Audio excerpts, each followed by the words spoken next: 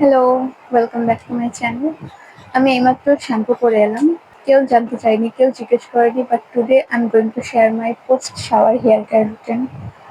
আমার hair care routine ভীষণই limited, শুধু শ্যাম্পু, কন্ডিশনার আর তারপরে একটা সেরাম। আর মাসে একবার দুবার আমি জাস্ট লেন্সে একটু তেল লাগাই, নারকেল তেল, তার থেকে বেশি কিছু না। আর যেহেতু আমার মাথায় একটু ড্যান্ড্রফের প্রবলেম আছে, তো আমি স্ক্যাল্পে কখনোই তেল লাগাই না। সেটা অনেক অনেক বছর আগে লাগাতাম। তো শ্যাম্পু করার পর একদমই ভেজা চুলে একটু লিভ-ইন কন্ডিশনার ইউজ করব। আমি এটা মাসে একবার দুবার ইউজ করি, তার বেশি ইউজ করি না।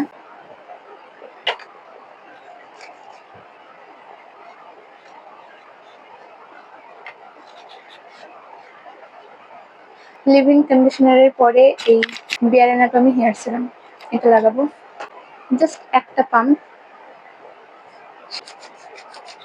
চুলের দুদিকে।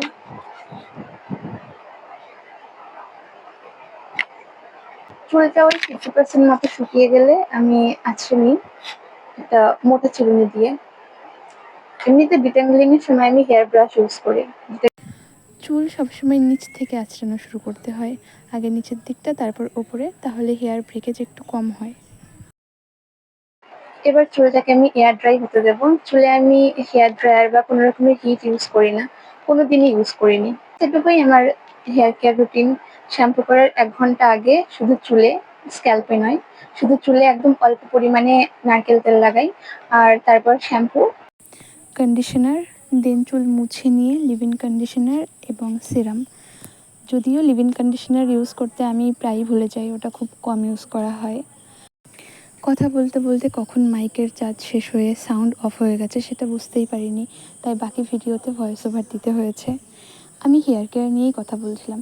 2 বছর আগে পর্যন্ত আমার হেয়ার কেয়ার বলতে ছিল শুধুমাত্র শ্যাম্পু আর সেরাম। শ্যাম্পুর আগে তেল বা শ্যাম্পুর পর কন্ডিশনার কোনোটাই ইউজ করতাম না। মোট কথা, আমি কোনো দিনই হেয়ার কেয়ারের ব্যাপারটাকে সিরিয়াসলি নিইনি। সেই জন্য যতবার চুল লম্বা হয়েছে, চুলটা ভীষণই ড্রাই অ্যান্ড ড্যামেজ হয়ে গেছে আর আমাকে কেটে ফেলতে হয়েছে। তবে এবার আমি ঠিক করেছি চুল লম্বা করব এবং যত্ন সহকারে করব। সেই জন্যই আমার হেয়ার কেয়ার রুটিনে কন্ডিশনার, লিভ-ইন কন্ডিশনার এগুলো অ্যাড করেছি।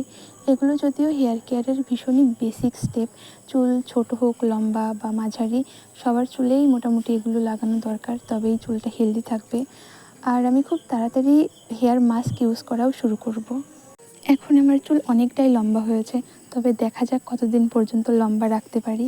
আর আমি মাঝে মধ্যে আমার হেয়ার কেয়ার রুটিন এবং আমার হেয়ার গ্রোথ জার্নি আপনাদের সঙ্গে শেয়ার করব। যাই হোক, আজকের ভিডিওটা এখানেই শেষ করছি। ভালো মন্দ কেমন লাগলো অবশ্যই জানাবেন।